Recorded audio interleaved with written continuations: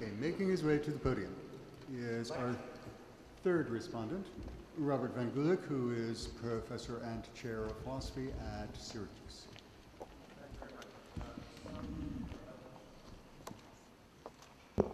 Is it on now? Yes, good. Okay, thanks. Yeah, well, it's the bane of the existence of having a name that starts with V in an alphabetically ordered world that I go last, which is batting cleanup. In part because many of the things I'm going to say to you, you've just heard from Evan, and I'm going to say them again. So maybe that either means they're right, or that at least you'll have a second chance to hear them. There'll be some differences, though, as well. But certainly some things about autopoiesis and emergence, which we're both picking up from Bill Waldron's paper, are going to come up in mine. I don't know much about Buddhism. I don't know much about Asian thought.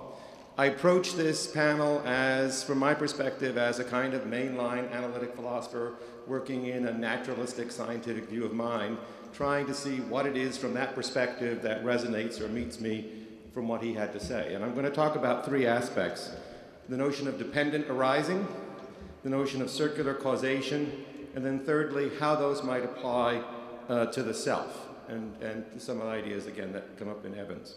So first, let's talk about dependent arising. The fourfold slogan that Bill gave us is, when this is, that comes to be. With the arising of this, that arises. When this is not, that cannot be. With the cessation of this, that ceases to be. So we get this kind of dependence. Now, how does that look from the perspective of mainline naturalistic scientific philosophy of mind? Well, the perspective, I think, that's probably the plurality position is what's come to be called non-reductive physicalism. It's been the view since about the mid-1970s, would you say, Ned?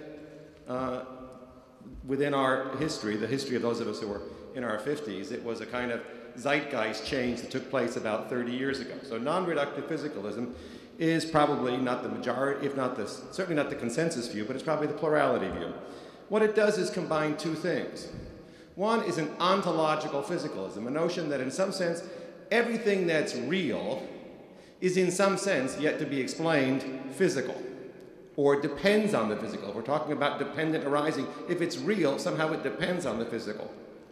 Yet, that there's a non-reductive element here, in that there's a rejection of the notion that physics or the physical sciences provide us anywhere near the full panoply of ways we need of knowing and understanding the world. The concepts, the framework, the theories, the modeling tools that are provided us by those particular sciences are very valuable and useful in their way, but they're just a small fragment of what we need for understanding the physically realized world, or the physically world in all its multiplicity of complexity.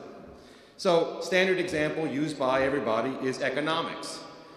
Every economic transaction is in some sense physical. I can't pay $20 without handing you some bills or giving you a credit card, writing a check, putting a few keystrokes that move money from my bank account to yours through cyberspace, and yet nobody would think that physicists are the people to consult about how to model economics, or to think about the economic reality of the world, or what's going to happen between interest rates, exchange rates, trade balances, etc.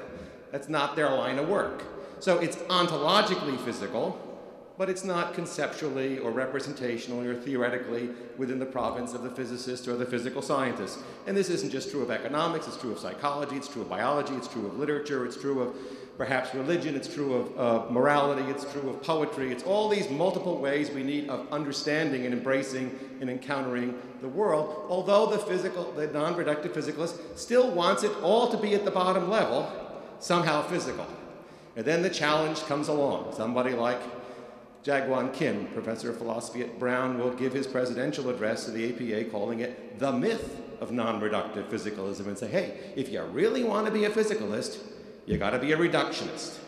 This notion that you can be a non-reductionist and still be a physicalist isn't going to work. So people have spent a lot of time trying to figure out what's the right way to gloss the dependence relation. How do you explain how everything somehow depends on the physical while still keeping your non-reductive sort of scruples? And people have tried a variety of notions. One is supervenience, that somehow everything that's real supervenes on the physical. So standard example, painting. If I go over to the Met like I did yesterday and look at some wonderful painting by Rembrandt's self-portrait on the wall, It's a collection of pigment put on a canvas. And any other canvas that had exactly the same distribution of pigments would have whatever aesthetic qualities it did. If this one is beautiful and thought-provoking, that one would be beautiful and thought-provoking. But somehow the aesthetic properties of the painting don't reduce in some obvious sense to the physical one, yet they supervene on it. If you keep everything physical the same, you're going to keep all the aesthetic things the same. Well, there's problems with supervenience, so I won't go into them, but people have sort of realized that probably isn't good enough dependence relation. So they've tried emergence. And emergence is certainly a notion that people have been very attracted to. In fact, there was a special version of Journal of Consciousness Studies that Michael and I both had papers in 3 years ago or so. I mean, trying to look at emergence as a way of trying to get how consciousness might relate to the physical. And there's a lot of easy, sort of unproblematic notions of emergence. Complexes have lots of properties that their parts don't have. The parts of the whole are often radically different than the properties of the parts. There may be no easy way to predict in advance what the properties of the wholes are going to be, but they're still pretty well behaved.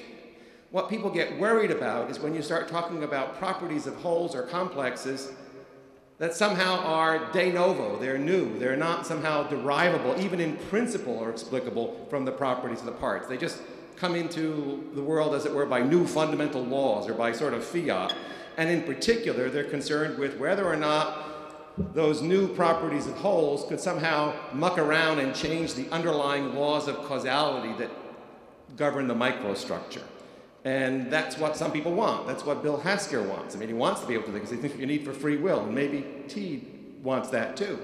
But most naturalists draw back in horror at that notion. They don't want to go quite that far. So there's a way, a kind of dilemma that you can see posing here. It's a dilemma about causation. I mean, Bill talks in his paper a lot about patterns.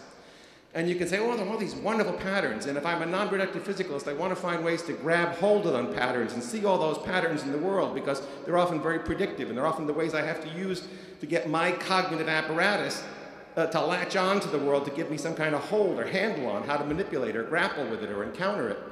But is the pattern something real over and above its realizations? If realization, another notion that people have been very much attracted to as a way of understanding everything real is physically realized. So you've got a pattern.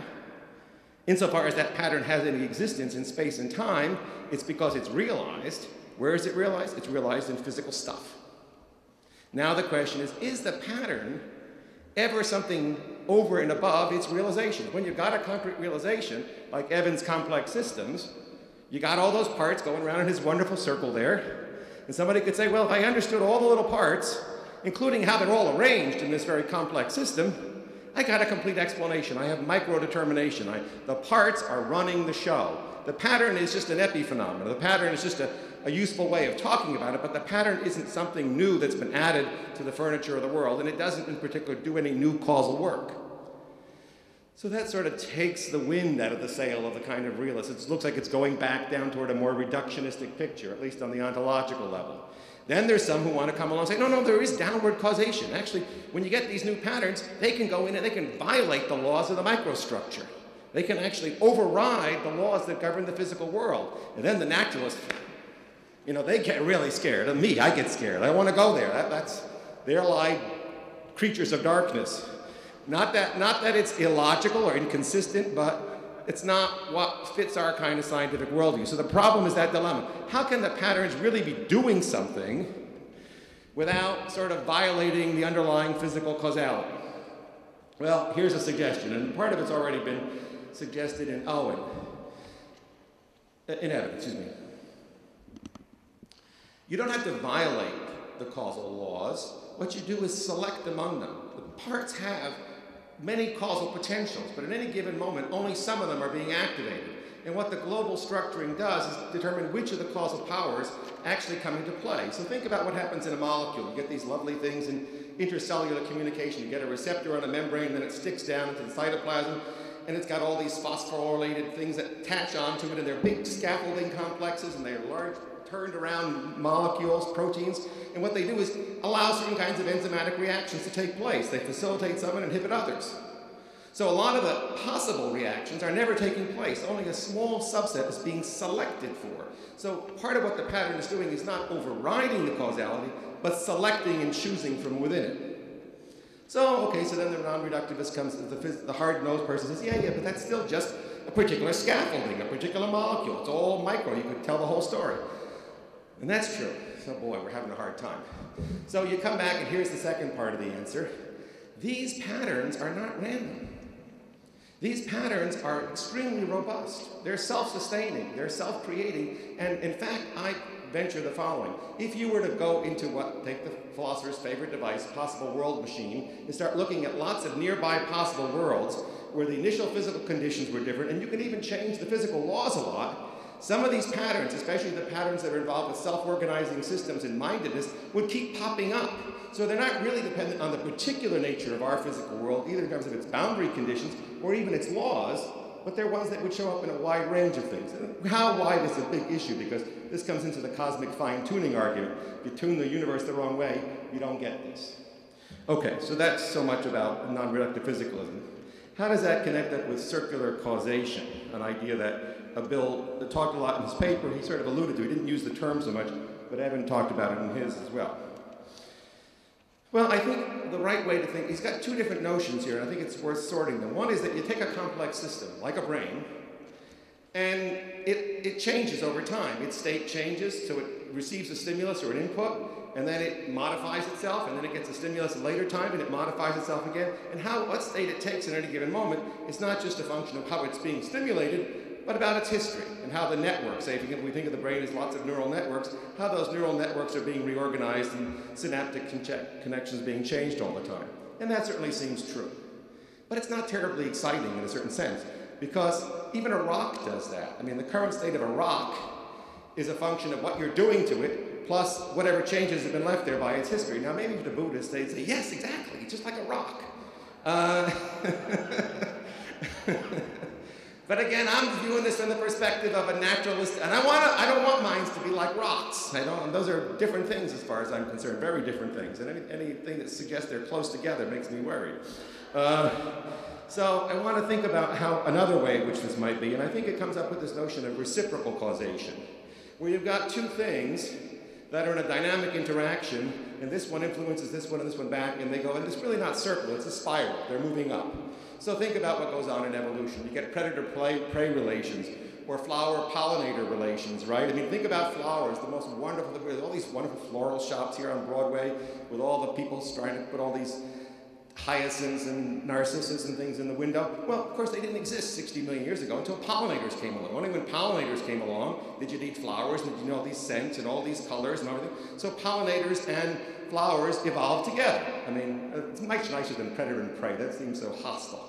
But it's a good example of where you got two things that are in a dynamic interaction, and where you are at one state involves very much the fact that each has brought the other into existence.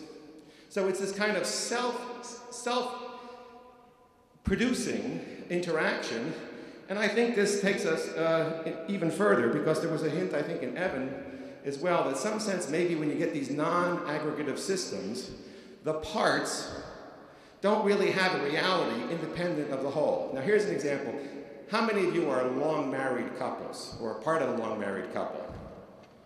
Not too many of you. I don't know what's happened to the marriage rate here in New York. Okay, I'm a part of a long-married couple. So part of what happens, and I think, it's a good example. When we're talking about understanding, I like to talk in terms of understanding, there's a nice pun in the word understanding, because we can have an understanding between us. But if you also think about the word understanding, if you'd like to do etymologies in the Heideggerian sense, understanding is the same root as substance. They're the same words. What stands underneath, what holds something up. And when you've got an understanding in a long-married couple, in a certain sense, you are a certain person. You're a certain person with your spouse, you're a certain person with your kids, you're a certain person with your parents, you're a certain person with your colleagues. You have all these roles you play. Actually, it's not just that you behave, you almost become somebody different.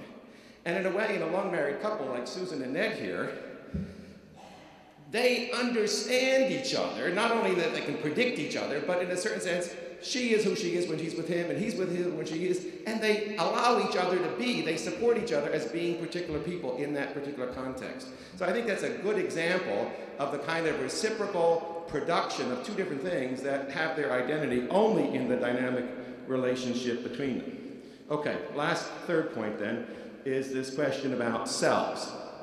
How can we take this notion of reciprocal circular causation and apply it to the problem of the self?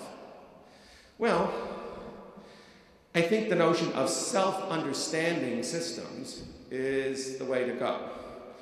Now, by self-understanding system, I have in mind two different things. They're related, but they're different.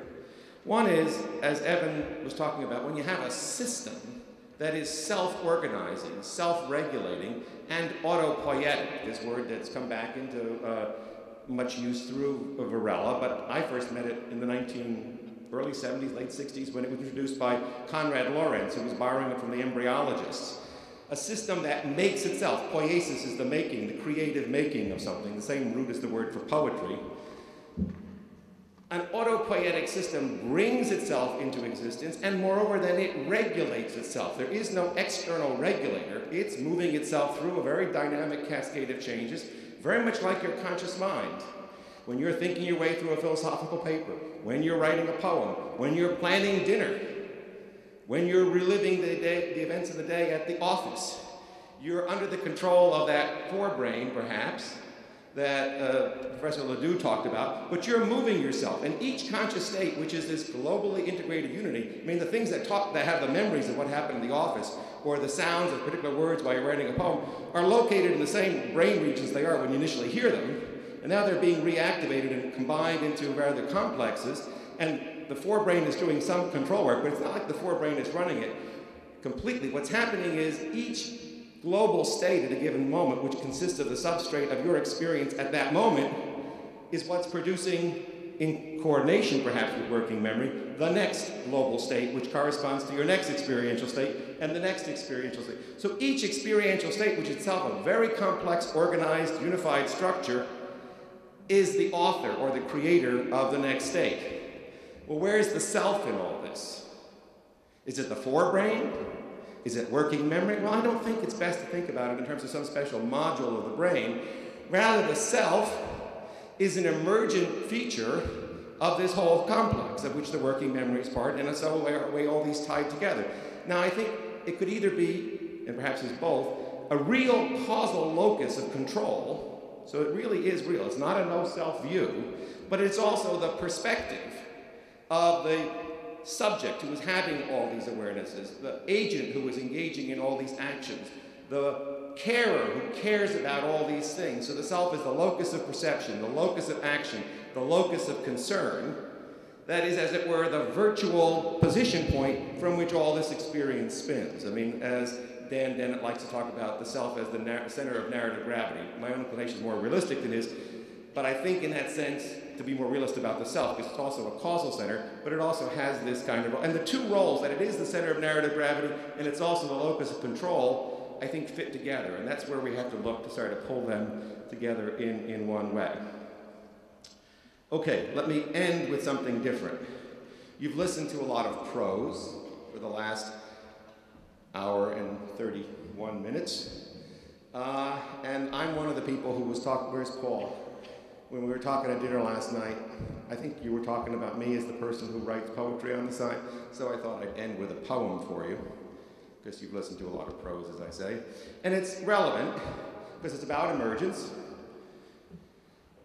and maybe it's about autopoiesis. It was written as one of a series of poems trying to think about memory from somewhat different perspectives than our normal notion of memory. It's called The Moth's Cocoon, and I think I can do it. I'm a little nervous. I'm not used to giving poems in front of this many people.